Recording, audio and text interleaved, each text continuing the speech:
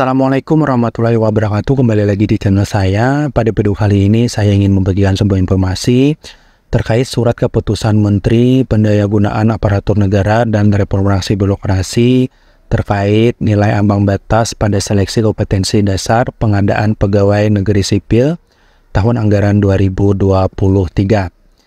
Poin yang pertama terkait tentang jenis tes dalam SKD.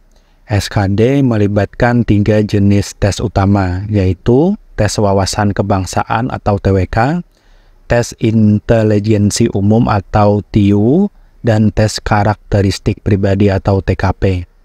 Poin yang kedua, materi SKD.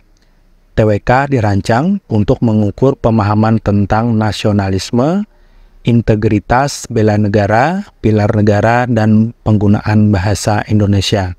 Adapun untuk TIU mencakup kemampuan verbal, yaitu analitik dan simbolisme, kemampuan numerik, perhitungan, perbandingan, dan kemampuan figural, analogi, ketidaksamaan, dan serial.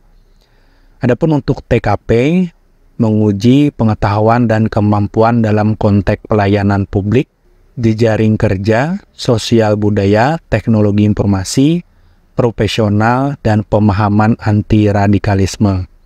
Poin yang ketiga yaitu durasi pelaksanaan SKD. SKD umumnya berlangsung selama 100 menit. Poin yang keempat, pengecualian durasi waktu. Peserta penyandang disabilitas sensorik netral mendapatkan tambahan waktu menjadi 130 menit untuk menjalani SKD. Poin yang kelima terkait jumlah soal. Total terdapat 110 untuk SKD, terbagi menjadi 30 soal untuk TWK, 35 soal untuk TIU, dan 45 soal untuk TKP. Yang keenam, pembobotan nilai. Pembobotan nilai berbeda untuk TIU atau TWK. Dengan jawaban benar bernilai 5, jawaban salah atau tidak menjawab bernilai 0.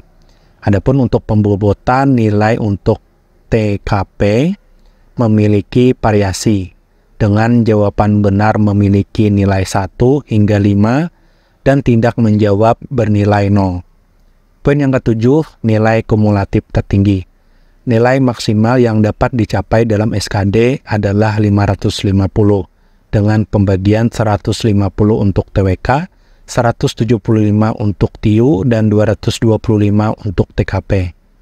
Poin yang kedelapan, masa berlaku nilai SKD. Nilai SKD akan diperoleh berlaku hingga seleksi CPNS periode berikutnya. Poin yang kesembilan, tidak berlakunya nilai SKD pada periode berikutnya. Jika peserta mengikuti seleksi pada periode berikutnya, maka nilai SKD pada periode sebelumnya dianggap tidak berlaku. Poin yang ke-10, nilai ambang batas SKD. Nilai ambang batas SKD adalah nilai minimal yang harus dicapai oleh peserta didik. Ke-11, penetapan nilai ambang batas. Untuk nilai ambang batas ditetapkan untuk TWK 65, TIU 80, dan TKP 166.